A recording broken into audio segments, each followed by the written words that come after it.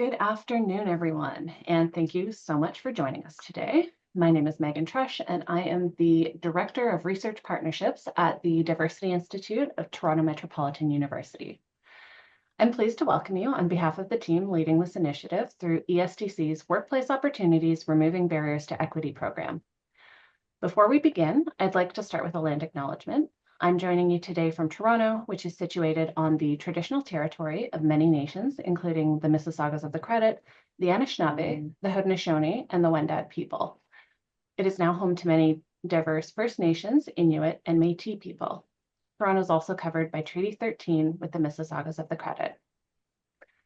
Today's session, What Gets Measured Gets Done, is part of a broader effort to support organizations subject to the Legislated Employment Equity Program in strengthening their capacity to create inclusive and equitable workplaces. Data collection is critically important to understanding and advancing EDI goals, not just for compliance, but for leveraging inclusive principles to competitive advantage. To better understand and respond to these dynamics, I'm pleased once again to be joined by Dr. Wendy Cukier.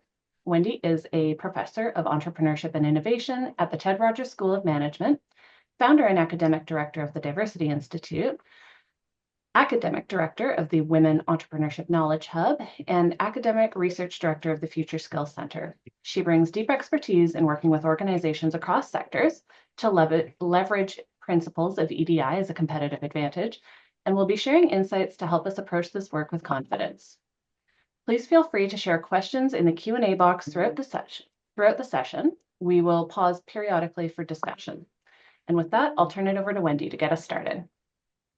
Thanks so much, Megan, for kicking us off. And thanks to all of you for attending. I know some of you are probably sick of listening to me talk, but we're really eager to engage in a bit of a discussion around this exciting topic of measurement, because the fact is what gets measured gets done. And without appropriate measurement, it's really hard to tell whether we're making progress or not. I do have a lot of slides, because the team put together a deck with lots and lots and lots of examples. As always, I'll brush through some of them very, very quickly, but the deck will be available to everyone who participated in case you want to dig in on some of the specific examples, because we tried to provide lots of those. So with that, I will try to share my screen, which sometimes is not a problem. How's that? Yeah. Great. Perfect. So I'm going to provide a bit of an overview of the Diversity Institute, the legislative framework that we are, the context that we're currently in, and then talk more about types of measurement and types of data that we can use, both to benchmark our organizations against others in our sector, as well as ways in which we can assess our own equity, diversity, and inclusion strategy. And as Megan said, I'm happy to take questions as I go along. It's just that I can't see if you're asking questions, so I will rely on her to let me know. And many of you know this already, so I apologize. But the big thing about the Diversity Institute is we're based in the business school. So our preoccupation is, how do equity, diversity, and inclusion help improve organizational effectiveness? And quite apart from the fact that this webinar is targeted towards organizations that are subject to employment equity legislation, our view is even organizations that are not federally regulated and subject to legislative requirements benefit from advancing equity, diversity, and inclusion, despite the backlash. And I'm always happy to talk about the backlash. It's not really a focus for today, but suffice it to say that my view is that the business case has not changed. As Canada is changing, organizations need talent, and that talent is diverse. As Canada is changing, organizations need to respond to increasingly diverse markets, and that's whether or not you're a for-profit or a government agency. We know that equity, diversity, and inclusion are also tied to improving innovation, creativity, and as well as productivity. And many of you have heard me say, and I'll say it again, that when we look, for example, at economic development, um, immigrants are our competitive advantage because they're more likely to start businesses, create jobs, and export than others. And of course, despite all of that, we also know that the regulations establish certain accountabilities for organizations, and those that fail to meet those expectations not only risk legal action, fines, etc., but more importantly, reputational risk. So when we think about the employment equity legislation, it's been around since 1986. I'm actually a big fan of the employment equity legislation because I think what it did, and we can show this very clearly, is helped organizations move forward. And we can show this when we look at sectors that are federally regulated versus sectors that are not. And we see that financial institutions, uh, organizations in communications, and even transportation tend to be further ahead than those that are not federally regulated.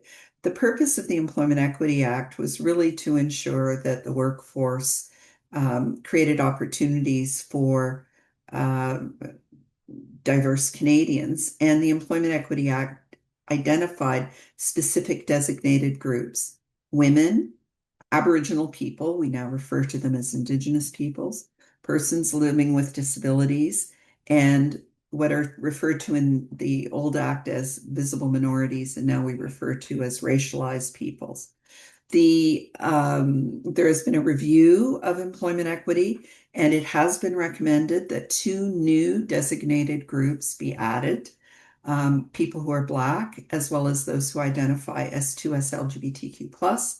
We don't know if those changes will proceed, but many organizations are expanding the categories of identity that they track, not just in anticipation of changes to the legislation, but recognizing, for example, that the experience of people who are Black is very different than other racialized groups, and also recognizing that members of the 2S LGBTQ plus community face particular barriers in the workplace, and there's more and more research on that. The legislated employment equity program really focuses on helping to um, helping to strengthen this work. And there have been some tools that have been developed to advance progress in the area that I also wanted to share with you, because I don't know how many of you live and breathe the legislation. But the Employment Equity Act requires self-identification and employment records, reporting.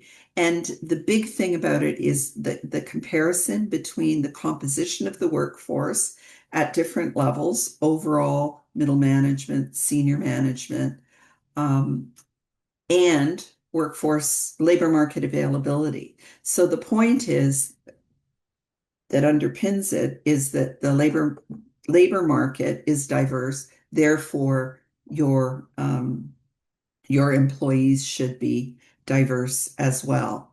The other thing that has been added is more granularity on the data collection. And of course, along with employment equity legislation, we now have pay equity legislation. We now have new national accessibility legislation and so on. So there are a number of different um, requirements that apply to federally regulated companies, financial institutions, communications organizations, and so on.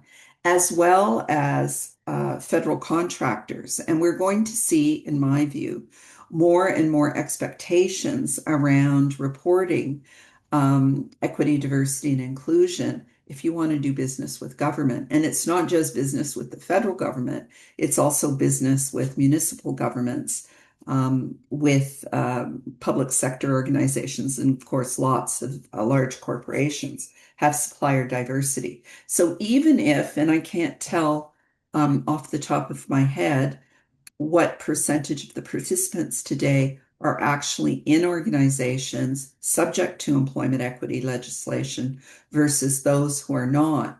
But even if you're not subject to legislative requirements, there's some really good reasons why you should be collecting this data as well. So as I mentioned, there are 4 designated groups. There have been recommendations to add 2 more. Many corporations collect data based on other categories as well. Immigrants, for instance, in some instances, while not a designated group, are an important constituency. And what I would say is a lot of people do not understand that you can ask these questions. How you ask the questions, the conditions under which you ask the questions, how you manage the data, and so on are also very important. But I think for a long time, many organizations didn't realize that our legislation does allow you to ask these questions. Some countries, that isn't the case. I love this. I don't know how many people you could uh, send out a flare or put up your hand, but I'm interested in whether any of you have looked at the Equivision tool, which is now available. And what this does is provide, I see one thumbs up. I've two, maybe it's the same person twice, but there's a bunch of them. Yay.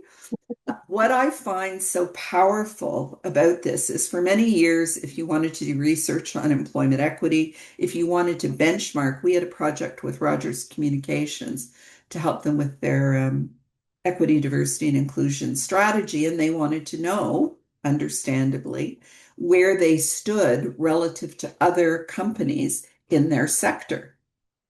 The work that we had to do in order to try to get data on their competitors, on their comparators, to look at not just issues around representation, but also policies, processes, and so on, was really, really difficult. Took months and months and months. Now you can do it in a matter of minutes because the data is so readily available.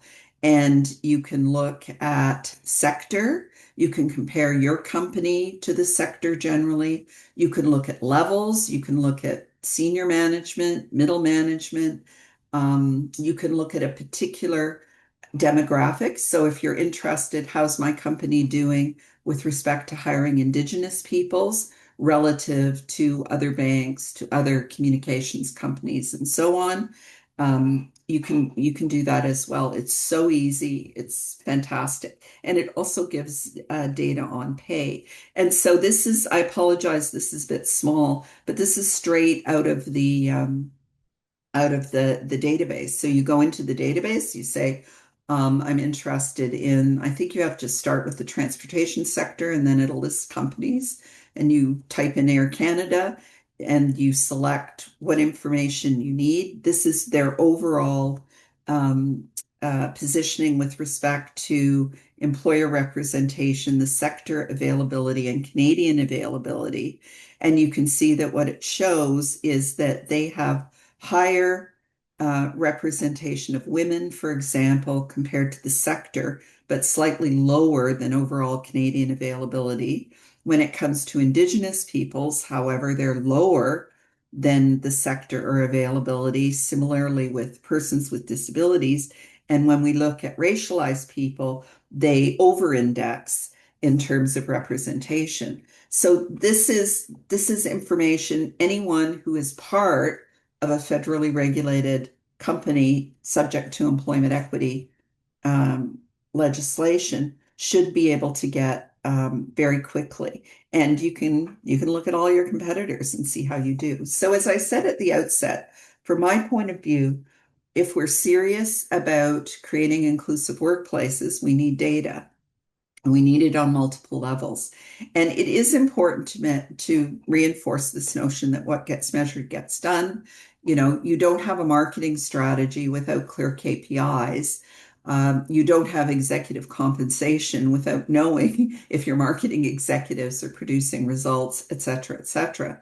But it's also important to recognize that the numbers don't tell the whole story. Context is very, very important. And so is the lived experience of people, because you can look at the overall numbers and they can seem fine, but if you don't dig in, you may miss something. And this is one of the problems we have, for example, with the racialized or visible minority category, is it often conceals the fact that there are huge differences between the experiences of people who are South Asian, people who are Chinese, people who are Black, and so on. And so that disaggregated data is important. We would argue that understanding the context in which you're operating, labor market availability, competitive trends, and other kinds of societal level data are really important so you know where you are and where you're going. At the same time, it's really important to consider your organizational strategy, the key performance indicators, where you stand relative to your goals, but also compare yourself to other organizations. And then, of course, at the individual level, it's important, if you're going to collect people's data, that they really understand why and they know it's being used for good rather than for evil. So I'm not going to go into this in great detail, but we spend a lot of time digging in on societal level data, looking at the employment equity data, looking at Stats Canada data, looking at big surveys, little surveys, whatever, because it helps us understand the context that we're working in. It helps us understand where the particular gaps and barriers and challenges are. It helps us look at trends. We know, for instance, and this won't come as a surprise to anyone, we know that after the murder of George Floyd and the discovery of the unmarked graves in Kamloops, there was a huge upsurge in the attention being focused on Indigenous peoples and on the Black community. And we can show that over a number of years, for example, the Black North Initiative, which was not just for federally regulated corporations. There were a lot of large organizations that signed on to that. There is no question, organizations that signed on to the Black North Initiative, for the most part, met their goals and increased the percentage of Black people on their boards and in their senior roles. We also saw an upsurge in attention focused on Indigenous peoples and so on. We also know, however, that since Trump was maybe even not elected, but through the campaign and all of the backlash against equity, diversity, and inclusion, that some large corporations have, I won't say slid backwards, but I will say stalled.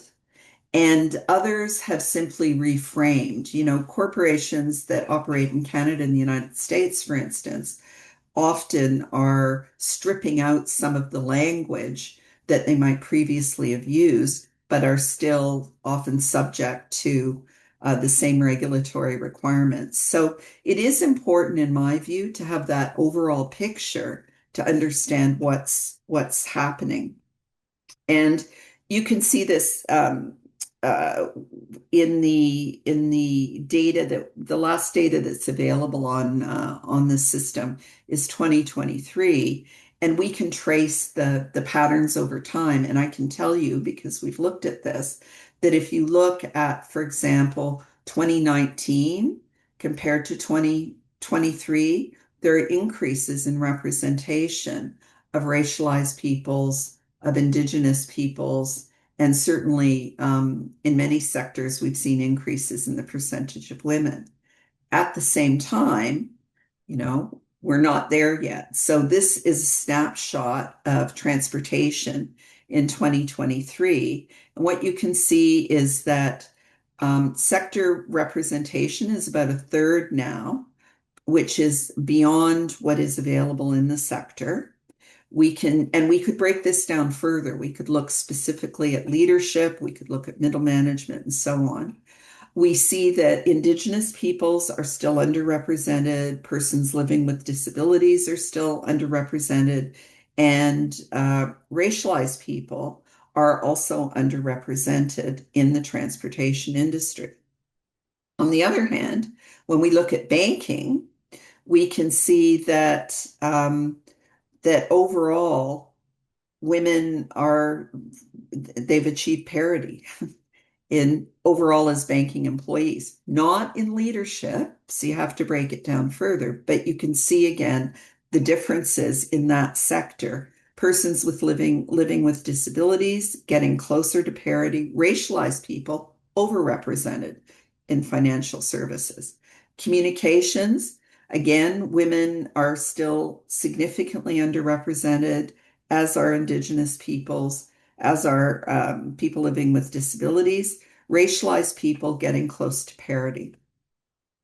The other kinds of data, and this doesn't come out of the employment equity data, these are other sources of data. We do skills and employment. It is important to remember that despite all the progress we've made with respect to equity, diversity, and inclusion, representation is not the whole story, right? The experiences of people in the workplace are also important. And we do see evidence that people are still reporting experiences of discrimination in the workplace based on race, based on gender, based on indigeneity, disability, and so on. And if those factors intersect, so if you're a woman and you're also Indigenous, chances are those experiences are compounded. So it is important to recognize that representation is really, really important, but it isn't the same as inclusion as long as we see experiences of discrimination. And the other thing that is important is to note, I think, that that the nonprofit sector, which is not federally regulated, in the nonprofit sector, people report the highest levels of discrimination, followed by the public sector. And the private sector is actually lowest rates of reported discrimination. Now, you could argue that's because in the private sector, they're not hiring as many Indigenous people, people with disabilities, and so on.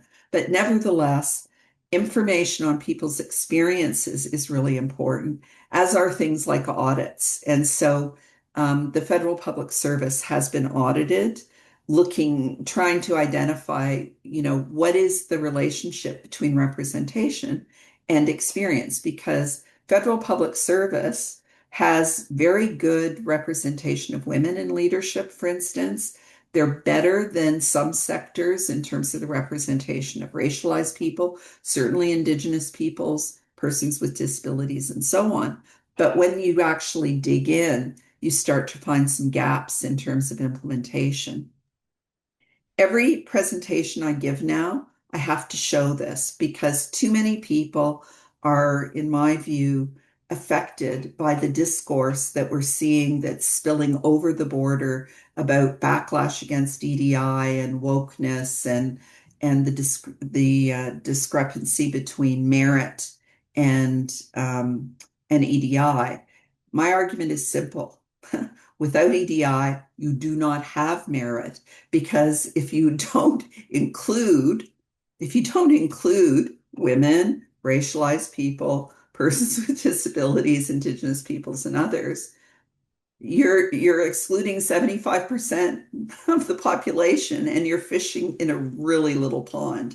And our research shows that most Canadians agree with me. So despite some of the backsliding and the worry and the changing the words and ducking for cover and what I would call a lack of leadership in many sectors. Look at what Canadians say. 5,000, this is 5,000, stratified sample, etc. More than half say EDI at work is a good thing. Only 16%, 1/3 of the percentage that say it's a good thing, say it's a bad thing, and most are neutral. So if someone tells you that EDI is done, EDI is old news, please show them this graph. Most Canadians are, the reality is most Canadians fall into one of those categories. Think about it. Half the population's women. A quarter of the population's racialized. 27% identify as having a disability. Do the math. Hmm. So I'll pause here for a moment. Sure. We've got a bit of an accumulation. Yeah, I was waiting for you to take a breath. Okay, go ahead. Okay, so we've got a question in the chat from earlier on when you were talking about employment equity legislation. And it was, how are consultants and companies being held accountable to all of the changes in policies? So interesting. It depends on what policies you're talking about, but it's definitely a it's definitely a rapidly moving space. And we were on a call I think yesterday, maybe it was earlier today. I'm often confused. Um, about changes, for example, to the accessibility legislation federally and the definitions and the ripple effects that that's going to have. And for sure, we see some organizations that are ahead of the curve and others that are still playing catch up. In terms of, I can't say a lot about consultants per se. I think there's some who are really good and some who are not so good. But my personal view is if I were queen of the world, I would want the reporting requirements extended, right? So I would want the reporting requirements, and Ratna Ahmedvar, when she was a senator, introduced legislation. It died on the order paper, but to require that charities report on diversity in their organizations. And what's the rationale? Well, federally regulated corporations get certain benefits as a result of operating in regulated environments, which are quasi-monopolistic. I would argue charities get certain benefits because they are tax exempt. So, therefore, it is reasonable for the government to expect charities to be good um, contributors and to report on equity, diversity, and inclusion. I would go even further, and most hospitals and most universities are charities, but they're provincially regulated. So it's a bit bizarre to me that the banks have to report on their equity, diversity, and inclusion numbers and policies, but my university does not. It happens that my university voluntarily does employee surveys, but to me, um, we should have much broader um, legislative requirements, and people should embrace it rather than viewing it as red tape, and consultants should reinforce that in my view.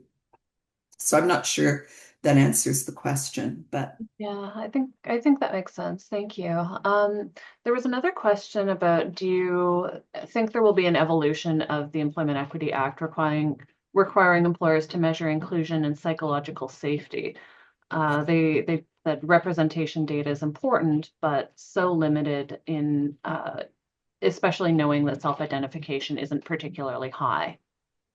A really good question. I doubt that will become personally, I doubt that will become a legislated requirement given the um, given the differences in capacity in organizations to collect and report on data. as you know, there's a lot of pushback in the private sector against, quote, red tape. And frankly, my concern, especially because we've seen so many bank presidents retreat on things that they previously, were big champions of. My concern is there's a whisper campaign that, employment equity is red tape and it's onerous and it's this and it's that. So my kind of personal view is the focus should be on standing the ground, reinforcing why this is important. If we could get those two other designated groups added, I think that would be helpful. And if we could extend the application to other sectors, I think that would be really helpful. I was a big proponent of the 50-30 challenge, but I lost.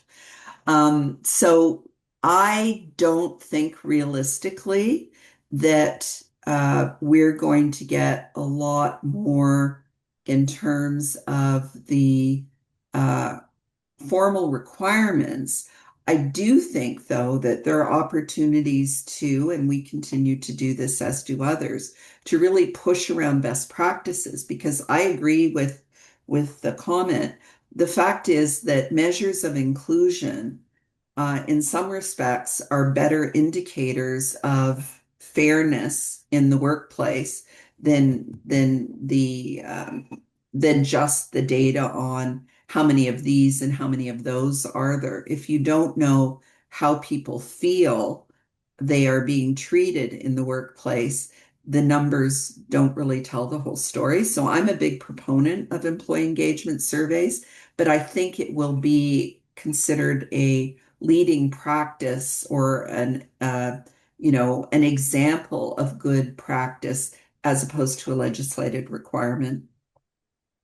Thanks so much. Yeah, and there was something you mentioned about disaggregated data that spoke to another comment in the chat, which was talking about how, while race is identified as an area of discrimination, it can also perpetuate anti-Blackness due to a lack of disaggregated data and the invisibility of Black people. Yes, I agree. And we've done lots of research looking at the disaggregated data. And one of this is not so much an employment equity issue, but it sort of is in a backward way. We know now that Black people in Canada are just as likely to have graduated from university as white people. We've bridged that gap, and part of that is because of the increase in immigrants who, of course, have to meet the point system, therefore tend to be better educated than people born in Canada generally. So no difference, no difference in educational levels. But Black people are substantially more likely to be Black people who graduate from university are substantially more likely to be employed in jobs requiring high school education. And we see the same is true with persons with disabilities. That is such a concrete, measurable, and provable point of evidence around anti-Black racism. The disaggregation of the data is critically important so we know what the characteristics of the population are and what its experiences in the workplace are. So I'm a big believer in getting as much disaggregated data as possible, especially now that we have the Stats Canada benchmarking. Some organizations are not doing that.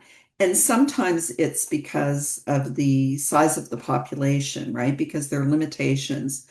If you only have one, then chances are you can't report on it. You have to aggregate the data. But if you're a big bank and you've got substantial numbers, in my view, you should be disaggregating. Does that answer the question? Yeah, and there was another comment that was related, or question comment, that says, how are we ensuring equity when discussing equitable representation when many EDI frameworks use broad language, i.e. diversity, inclusion, equity-seeking groups that dilute the specificity of anti-Black racist anti-Black racism, pardon me. And given that EDI offices often operate within the same institutional structures as that are producing the inequities. I think what they're getting at a little bit here is sort of the importance of tone from the top, saying, decision-making It's power remains with senior leaders who are overwhelmingly white women and gay white male. Sorry, I'm having trouble with the punctuation. Yeah, no, I Anyway, don't. I'm not sure. It may be true in some areas that you see. Like I think in government you see a lot of white women, but trust me, in financial services, transportation, and communications, they're still underrepresented. But what I would say is just something to think about. Um, Part of the reason we have a critical mass and a push to around equity, diversity, and inclusion, that comes out in the survey is because it does pull people together, right? It does combine Indigenous peoples and equity deserving groups and reinforces some of the shared barriers and experiences. That isn't to say that you shouldn't still disaggregate and look at the experiences of Black people versus South Asians, etc. And, we do work with the Chinese community as well, and there are pathologies there that have to be addressed. But I think the advantage of talking about equity, diversity, and inclusion and truth and reconciliation, rather than just talking about anti-Black racism, even though I agree anti-Black racism, transphobia, Islamophobia, and so on are all very distinct and important things we need to consider, is because of that critical mass. And I do think, and I'm not here to talk about this, but if you look at what happened with public attitudes to immigrants and the terrible shift we saw in attitudes to immigrants and immigrants being blamed for everything imaginable, including housing prices, even though the data shows very clearly that only 10% of housing prices have to do with immigration and immigrants build the houses and so on and so forth. I've been trying to figure out how could that happen when we still see such strong support for equity, diversity, and inclusion. And my conclusion, frankly, is immigrants were separated out as a specific targeted population. And if we allow specific groups to be separated out and targeted, like the trans community or the Black community, or I don't know, people with cognitive differences or mental health, we will lose more than we gain. Because I think that our our success and our ability to keep with the program requires this dual perspective. Yes, there's significant differences, but there's common cause, there's common ground. And I think it's a mistake, for example, and I say this as a white woman, I think it's a mistake to say gender's done, white women have privilege, we're finished with that, let's move on to something else, when the evidence is still pretty clear that white women still face barriers. I mean, if you look at the top 100 executives in the country, there are five women, not all of them white. So that would be my personal view, which is not to say that we shouldn't be laser focused on the specificity of the experiences of particular groups. But I think we run a risk if we start to say this group is more important than that group, or Indigenous peoples have achieved parity in terms of employment in the federal public service. So we're not going to worry about them anymore. We're going to worry about this other group. I think we have to kind of link arms and try to move forward together, recognizing differences. That's my personal view. yeah, the work is not done. Thanks, Wendy. Let's keep going. Okay. So the other piece from my point of view is, and again, this comes back to, where I sit, which is in business school. The challenge in doing this work is not necessarily talking to people who all agree with us. And I imagine most of the people on the call have a lot of shared values and views. The challenge in doing this work is trying to communicate the importance of equity, diversity, and inclusion to people who don't necessarily think like us. And within a corporate environment, especially if you have, leaders in the private sector who are worried about what's going to happen when they do business in the States, or think that there's backlash, or, think because the prime minister has not, stood up and said, I'm a feminist, that we shouldn't worry about gender anymore, and so on and so forth. We have to figure out how to keep people aligned and moving forward. And my view is that there are legislative requirements. I'm hoping that we don't lose ground on those. I'm hoping that we move forward, but holding on to that is really, really, really important. And trying to link everything we do to organizational goals and objectives and to show impact, I think is another really key part of the strategy. So when we talk about data, we're not just talking about representation. We're not just talking about some of those big trends I talked about.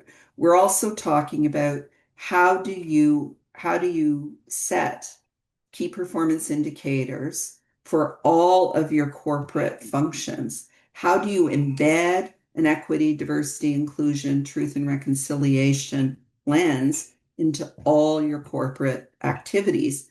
Not just governance, leadership, policy, not just human resources, not just your values and culture and levels of employee engagement, but your actual value chain. What are you doing with procurement? How are you designing products and services? Some of you may have come to my session on EDI and product design. How are you baking it into your marketing strategies, your customer service, and your relationships, your corporate social responsibility activities, your, creating internships and student opportunities and outreach and. So I really feel that if you want to have a coherent equity, diversity, inclusion, truth, and reconciliation strategy, this is the way to think about it. Look at the pillars of your organizational strategy and then ask the questions about what are the implications for women, for racialized people, for Black people, for persons with disabilities, for Indigenous peoples, and so on and so forth. And we bucket it around these examples. So making sure, for me, the best equity, diversity, and inclusion strategy is not one that sits over here. It's one that's completely embedded into the organizational strategy.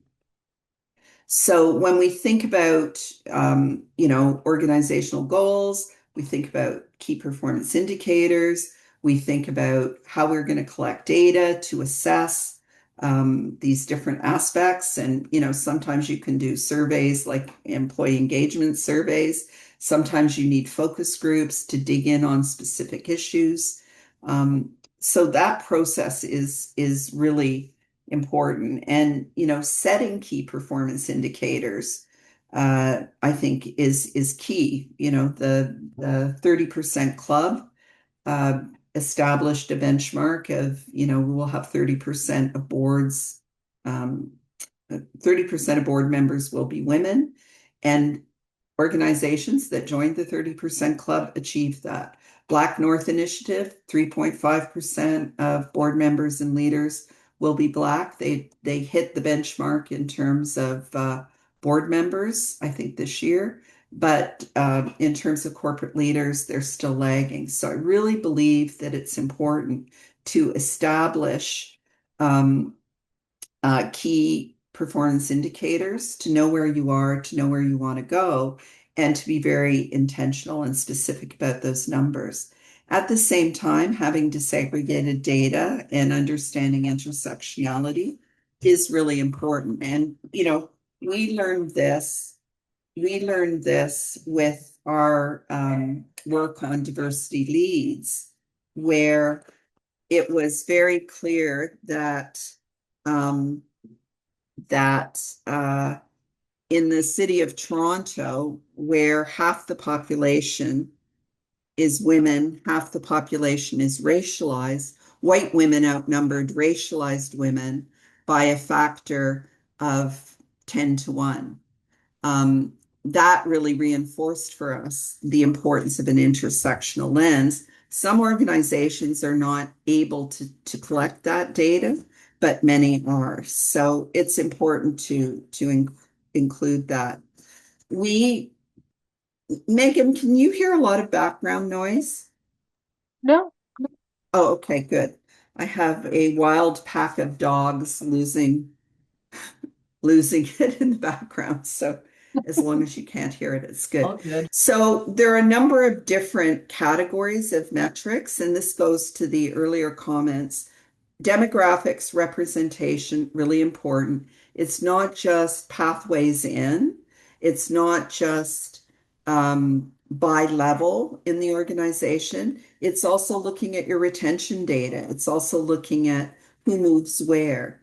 Then there's the data on employee experience. And this is where things like employee engagement surveys become very, very important. Things like pay equity, etc. Looking at where the money goes. From my point of view, you follow the money. And it's fine to say, for instance, that you embrace diverse customers, but if there's no evidence that your loans are going to women or to Black entrepreneurs, that you are not purchasing from those groups, please don't tell me about your diverse customer commitments. And where the money gets spent is important. So I'm running out of time, as I always do, because I talk too much without breathing. But we have some, very specific examples at each level of the kinds of things that you can measure. We have examples of these, so from real companies. So TELUS has a very clear policy about the representation of independent directors, the representation of women, and so on its board.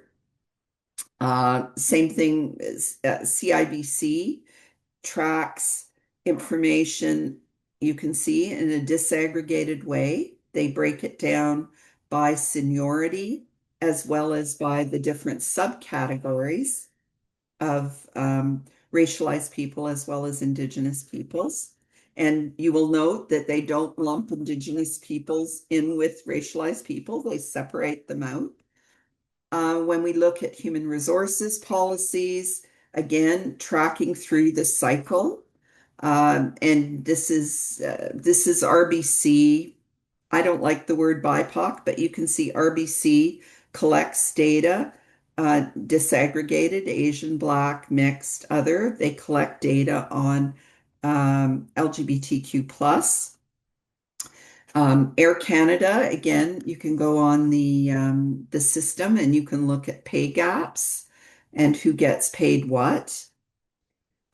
Termination, because we don't want to just look at people coming in, we want to look at people going out and looking at turnover rates. And again, Rogers disaggregates the data. They collect data on Black people as well as 2S LGBTQ plus.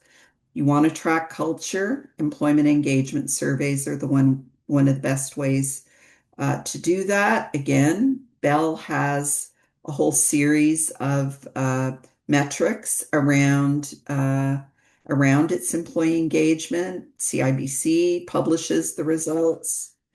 So does RBC. And it's really important to have these KPIs in a dashboard. We use our categories, we use our benchmarks. There are lots of other measures. I mentioned the value chain, Bell, Suncor, examples of supplier diversity. I mentioned your outreach, your partnerships with organizations. Metrolinx collects data on its partners and the experiences that they have in engaging. Um, and I think that we've got lots of examples for those of you who want more. We're happy to share them. I'll pause there. Any more questions at this point, Megan? Yeah, there was a comment in the chat that including socioeconomic status as a group needs recognition because there's such wide disparities in lived experience there. There's no question. What I would say is socioeconomic status is captured in some ways in the employment equity legislation based on the level people are at within the organization.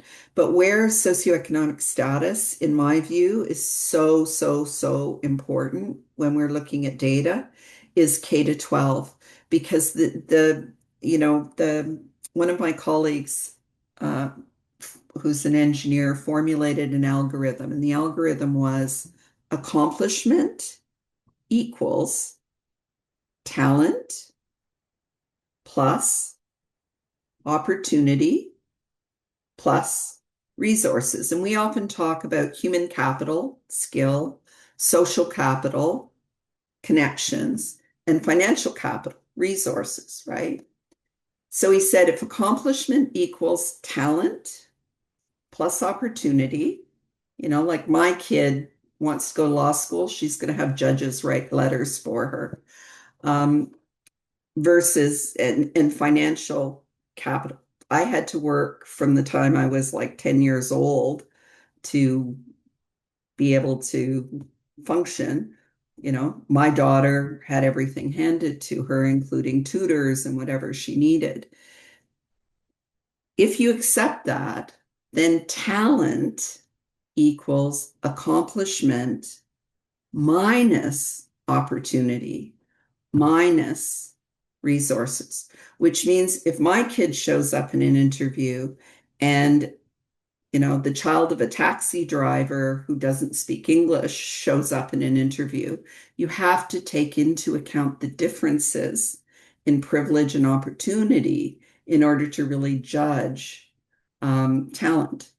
And what I would say is, and we do a lot of work with K to 12 in the schools and so on, massive differences in the kinds of supports kids have starting at K to 12 all the way through. And socioeconomic status is one of the strongest predictors of just about everything. So I would agree with you 150%. And I do think that it's something very often, middle class, privileged people gravitate towards other people who golf or, went to the same fancy university, et cetera, et cetera. And one of the hardest things to fight when we're trying to unpack privilege and we're trying to level the playing field is not just about the privilege associated with skin color, although clearly that's important, but it is the privilege associated with socioeconomic status and with social capital. And I feel that's very important to flag. Absolutely. The one that always sticks with me is the privilege checklist that we use in some of our training workshops. Maybe we can include that as a resource just to Sure. show the group. Okay, maybe one more question and then we'll wrap up. Yep. We've got one asking, any thoughts on how to track behavioral change following training initiatives? Ooh, training, in my view, training is really complex because training can make things better, but it can also make things worse because sometimes it raises awareness of how bad things are. And so, the example, and this is maybe a good place to end. We've got more data on how to go about collecting data, how to build trust, how to make sure you're protecting data, but I think the slides really speak for themselves. But on the issue, and some of you have heard me say this again, on the issue of training, I will use myself as an example. I know that if I eat too much and don't exercise, I get fat. It has no impact on my behavior.